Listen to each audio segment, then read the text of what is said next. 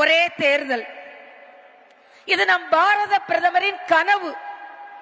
ஏன் ஒரே நாடு ஒரே தேர்தல் நமக்கு வேண்டும் என்றால், இன்றைய காலகட்டத்தில் ஒரு தேர்தல் நடந்தது என்றால் அந்த தேர்தலுக்கு 10,000 கோடி செலவழிக்க வேண்டி இருக்கிறது.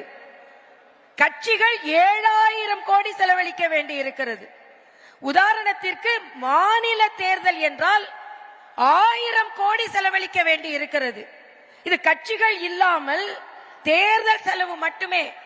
அப்படி என்றால் 1000 கோடியை 8 கோடியை வைத்து வகுத்தால் எவ்வளவு கோடி ஒரு நபருக்கு செலவு செய்ய வேண்டி இருக்கிறது.